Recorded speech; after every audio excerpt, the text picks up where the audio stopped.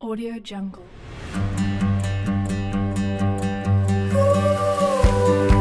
Assalamualaikum warahmatullahi wabarakatuh.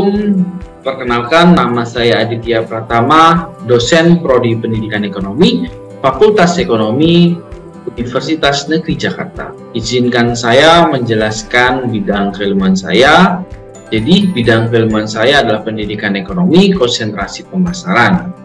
Melalui video ini, saya akan menjelaskan salah satu mata kuliah yang saya ampuh, yaitu Pengantar Ilmu Ekonomi dengan menggunakan prinsip DIA atau Delivery Interaction Assessment. Pada aspek delivery, saya akan menjelaskan gambaran umum terkait dengan mata kuliah Pengantar Ilmu Ekonomi, meliputi deskripsi mata kuliah, bahan kajian, serta sumber referensi yang saya gunakan. Sedangkan untuk aspek interaction, saya akan menjelaskan bagaimana saya menjalin interaksi dengan mahasiswa selama kegiatan pembelajaran, meliputi metode pembelajaran yang diterapkan selama kegiatan pembelajaran yang telah disesuaikan dengan materi pembelajaran. Dan pada aspek asesmen, saya akan menjelaskan terkait bagaimana saya mengukur kompetensi ketercapaian di dalam kegiatan pembelajaran, meliputi metode evaluasi yang saya pakai dalam mengukur ketercapaian kompetensi dalam mata kuliah Pengantar Ilmu Ekonomi. Adapun tujuan pemaparan ini dalam rangka unjuk kerja penerapan Tridharma Perguruan Tinggi di bidang pengajaran. Izinkan saya menjelaskan secara singkat terkait dengan deskripsi mata kuliah. Untuk pengantar ilmu ekonomi ini merupakan paduan dari pengantar ekonomi mikro maupun pengantar ekonomi makro.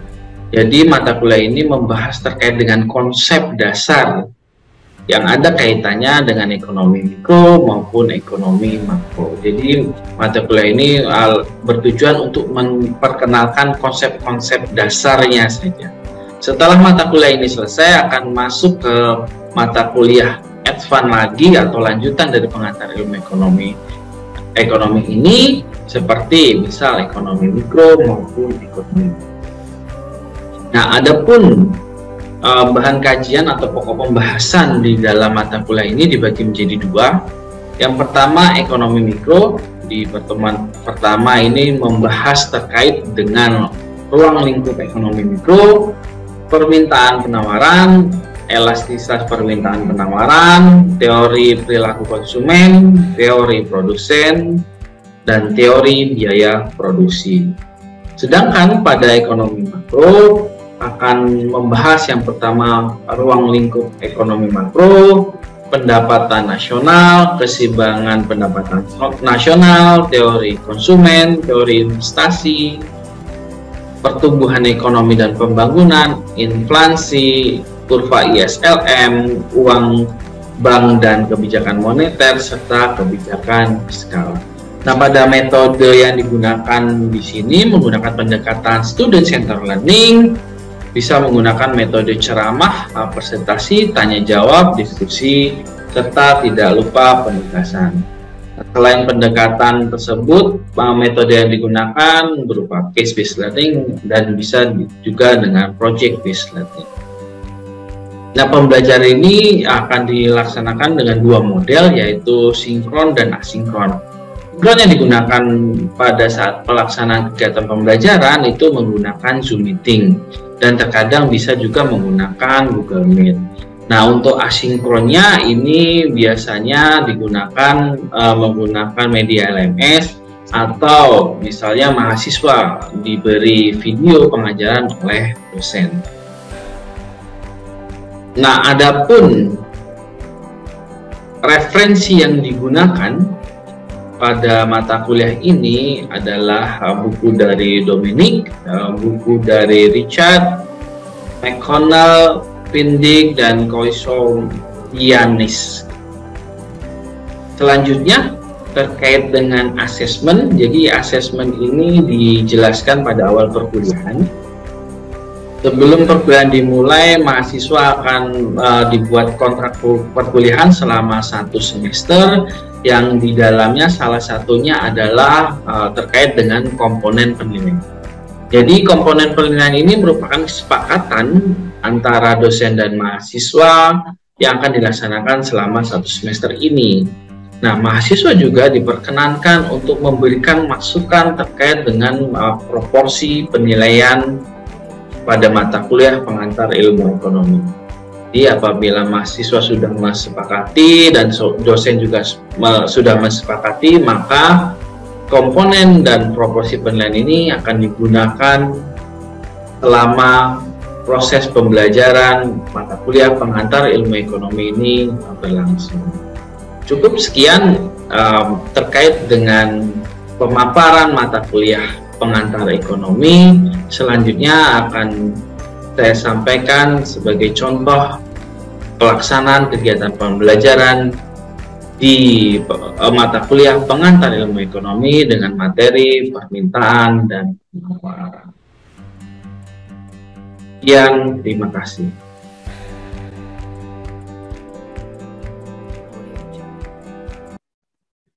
Apakah sudah muncul?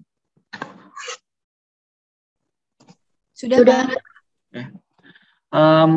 Pada kesempatan kali ini kita akan bahas tentang mekanisme pasar yang isinya itu ada permintaan dan penawaran. Sebenarnya PIE itu dasar ya. Dasar, bahkan ada beberapa mengulas materi-materi yang mungkin sudah kalian sampaikan, kalian terima di di SMA gitu ya. Namun nanti perkembangannya PIE ini nyambung ke mata kuliah mikroekonomi ya. Nyambung juga ke mata kuliah makroekonomi dan seterusnya. Jadi kita ini masih dalam dasarnya lah, ibaratnya membahas tentang ilmu ekonomi. Makanya mata kuliahnya dengan judul pengantar ilmu ekonomi. Nah, kita akan bahas terkait dengan permintaan dan penawaran. Adapun pokok-pokoknya, pembahasannya kali ini kita akan membahas tentang permintaan dan penawaran, harga keseimbangan pasar, perubahan keseimbangan pasar, surplus ekonomi, dan intervensi pemerintah. Jadi ada 5 poin yang akan kita bahas di sini gitu ya. Nah, saya yakin kalian masih ingat terkait dengan permintaan itu apa, gitu ya. Jadi permintaan itu sebuah keinginan konsumen terkait dengan kebutuhan ya. Terkait dengan kebutuhan yang dimana untuk mendapatkan atau memenuhi kebutuhan tersebut, konsumen harus rela mengeluarkan sejumlah uang atau sejumlah angka atau nominal yang pada saat itu terukur berapa jumlahnya gitu. Nah, kalau kita tahu bahwa di hukum permintaan juga, sebagaimana kita ketahui bahwa hukum permintaan jika suatu barang itu semakin murah, ya, maka permintaan barang itu akan semakin banyak. Kan seperti itu konsepnya. Maka kalau konsepnya seperti itu, jadi kalau barang semakin murah, maka permintaan itu nambah. Nah, di permintaan ini itu kita fokusnya ke konsumen. Ya, fokusnya ke konsumen. Kalau kita melihat kita melihat dari keterangan yang saya tulis di sini juga selanjutnya. Nah, bentuk dari fungsi permintaan adalah dia lebih dari kiri atas ke kanan bawah. Itu model atau tipe dari fungsi permintaan kalau kita lihat kurvanya. Nah, ini gambaran dari kurva di mana bagian Q ini adalah quantity. Ya. P ini adalah price atau harga. Jadi harga dan jumlah. Jadi bagian bawah ini kita bahas tentang jumlah barangnya. Sedangkan P-nya ini terkait dengan harga. Kita lihat polanya ya, Saat dia jumlahnya hanya 2, harganya itu tinggi. Ya. Tetapi pada saat harganya turun menjadi 200, dia naik. Bahkan semakin turun lagi harganya, dia semakin banyak. Jadi kesimpulannya ini memenuhi dari pengertian fungsi permintaan maupun hukum permintaan. Karena semakin murah harga barang tersebut, maka permintaan terhadap barang akan semakin banyak. Jadi fokusnya adalah di sini adalah konsumen yang kita bahas. Nah, fungsi permintaan ini bisa bergeser. Nah, di ini kuantitas barang yang akan dibeli akan semakin bertambah. Jadi saya ingat banget pertama kali saya kerja itu tahun 2000 berapa ya? 2007 waktu itu sambil kuliah gitu ya. 2007 waktu itu sambil kuliah saya dapat gaji 300 per bulan gitu ya. Jadi sambil kuliah waktu itu saya sambil kerja. Ya pada waktu itu barang-barang yang saya beli juga nggak terlalu banyak karena waktu itu 300.000 rupiah buat 1 bulan gitu ya, makan dan sebagainya gitu. Jadi barang yang saya peroleh juga nggak terlalu banyak. Tetapi setelah saya berpindah ke pekerjaan yang lain, waktu itu naiklah. Seingat saya gaji saya 1.250.000 pada saat itu. Itu saya kerja di Ponorogo, Jawa Timur gitu ya. Ini pengalaman saja. Pada saat gaji saya itu naik, ternyata barang yang saya beli dan jumlahnya itu juga ikut naik. Nah, setelah saya pindah juga lagi, pindah ke beberapa tempat dan akhirnya ke UNJ juga, ini pendapatan saya naik gitu ya. Cuman jumlah dan harga yang barang yang saya ini juga tetap naik. Artinya itu menjelaskan searah dengan pergeseran kurva permintaan. Nah, itu yang kita bisa analisis di kehidupan sehari-hari. Tanpa terasa kesimpulannya adalah semakin meningkatnya pendapatan kita akan diikuti peningkatan jumlah barang maupun harga barang itu sendiri gitu. Kalau dulu beli baju yang murah-murah misal 25.000 sekarang sudah naik karena gajinya juga naik gitu. Dan bisa saja kalau kenaikannya lebih banyak gitu ya belinya cuma 1 sekarang bisa 3 sekaligus. Nah, seperti itu contohnya. Jumlah penduduknya meningkat diikuti pendapatan rata-rata rumah tangga, maka kemungkinan besar kurva itu akan bergeser ke sebelah kanan.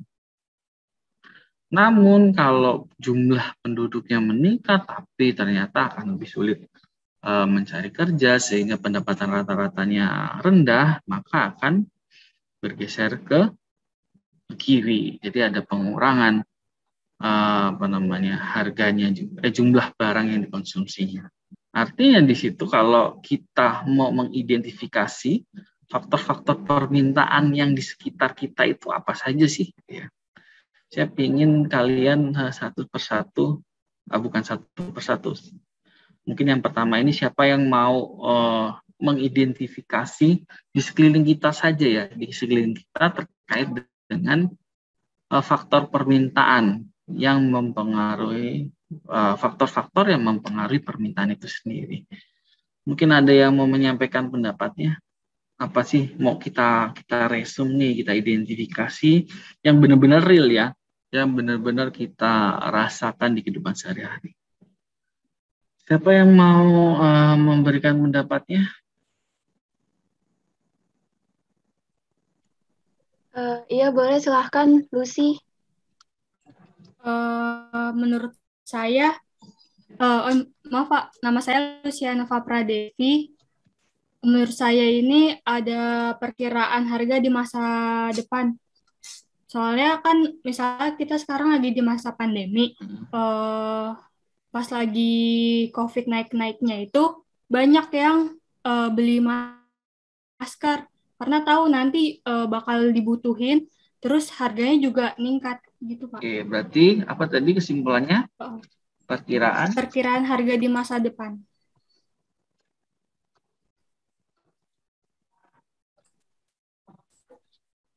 Oke, ada lagi? Anis dipersilahkan untuk memberikan jawabannya. Sebelumnya, perkenalkan nama saya Anis Salsabila. Faktor yang mempengaruhi permintaan yang kedua itu yang udah pasti itu tingkat pendapatan masyarakat, Pak. Kalau pendapatannya itu ya tinggi, berarti permintaannya juga otomatis tinggi juga. Terima kasih.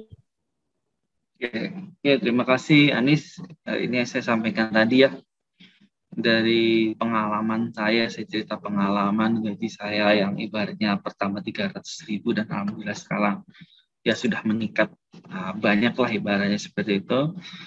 Ternyata seiring peningkatan pendapatan akan meningkatkan kebutuhan kita gitu ya. Ini sangat nyata dan sangat bisa saya rasakan pada saat ini. Oke, ada lagi? Selanjutnya Alivia Harfiani, dipersilahkan. Terima kasih. Perkenalkan, nama saya Alivia Harfiani Lemana. Saya akan menjawab yang ketiga itu selera konsumen, Pak. Soalnya kalau misalnya konsumennya mau banyak, permintaannya otomatis bakalan banyak. Begitu juga sebaliknya kalau dia nggak mau, nggak ada permintaan. Ada nggak contohnya kalau kita mungkin di lingkungan kamu gitu ya, kayak selera konsumen itu seperti apa? Ada nggak kira-kira gambaran supaya kita, saya ingin pada saat kita membahas ilmu ekonomi bukan sekedar teoritik, tapi kita mikirkan juga ternyata benar ya teori-teori ini terjadi di sekitar kita seperti itu. Kira-kira ada nggak Alif? Ada, Pak. Alivia, apa kira-kira? Sekarang kan zaman corona gini lagi pada gencar produk-produk yang katanya, oh ini bisa nyembuhin dari COVID nih gitu. Kayak salah satunya itu ada produk susu Bear Brand. Itu tuh di lingkungan saya banyak yang lagi nyari-nyari tuh Pak, susu Bear Brand. Ya, terima kasih Alivia. Selanjutnya ada lagi? Selanjutnya untuk Safa Alinda, dipersilahkan. Terima kasih. Sebelumnya perkenalkan, nama saya Safa Alinda Pramasasti. Menurut saya usaha pihak produsen memproduksi dalam banyak penjualan. Contohnya kayak tadi si Lucy kan bilang kalau misalkan awal-awal COVID tuh masker harganya kan mahal kan karena banyak yang nimbun, terus mungkin produksinya itu kayak agak berkurang gitu dan banyak yang minat, jadi harga bisa lebih tinggi. Nah kalau misalkan sekarang harga masker kan udah balik ke normal lagi karena banyak produsen yang udah memproduksi masker. Jadi dan juga rakyat itu masih banyak yang cari masker karena sekarang masker termasuk kebutuhan pokok buat kita. Oke. Coba poinnya apa Safa kira-kira yang bisa singkat yang bisa kita masukkan seperti teman-teman ini? Usaha pihak produsen memproduksi dan memperbanyak penjualan. Oke. Sebenarnya nggak salah ya, masuk akal sekali gitu ya. Tetapi mungkin itu lebih ke arah penawaran ya.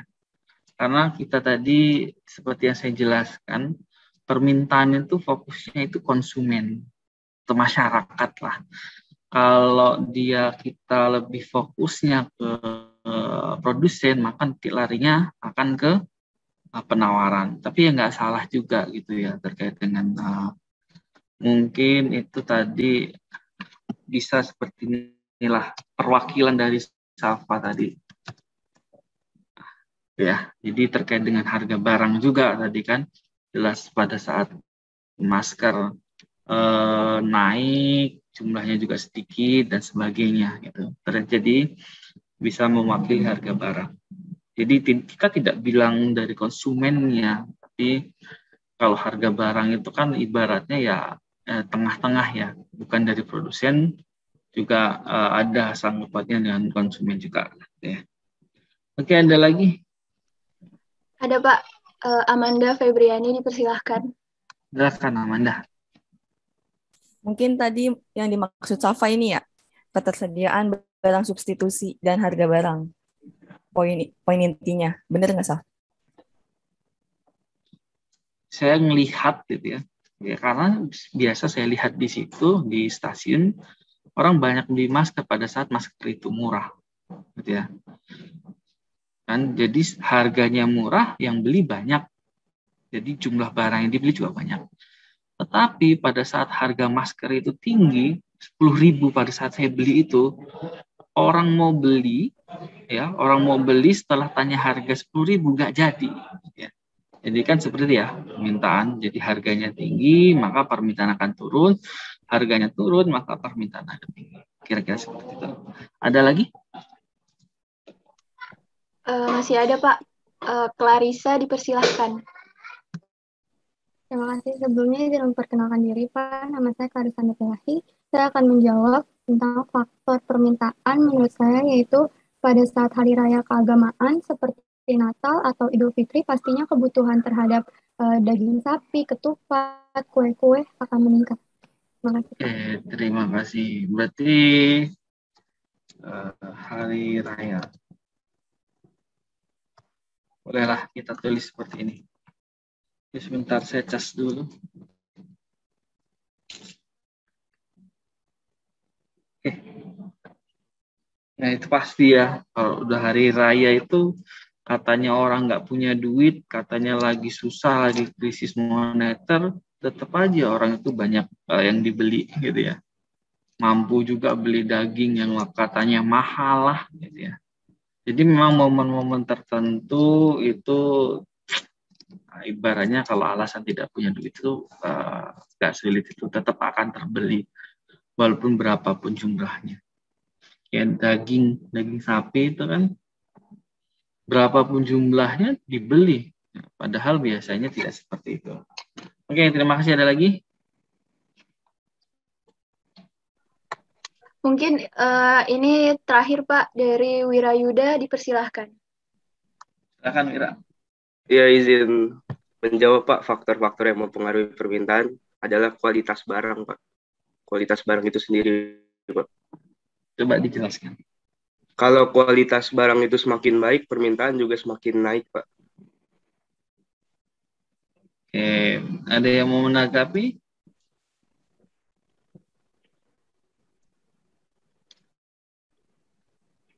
Coba kita lihat ini dulu deh. Oke. Atau mungkin ini deh yang mudah. Nah, tadi pernyataan dari Wirayuda gimana? Coba diulangin. Biar teman-temannya nangkap, saya nangkap lagi. Gitu. Nah, itu. Oh, iya. Itu baru masuk ke permintaan. Tapi kalau kamu ngaitkan dengan penawaran dari sisi produsen, maka masuk akal. Gitu ya. Iya, Pak. Harganya dia tinggi, maka namanya produsen ya cari untung sebanyak-banyak, kan? Harganya ditinggikan. Iya, Pak. Mungkin seperti itu. Ya boleh saja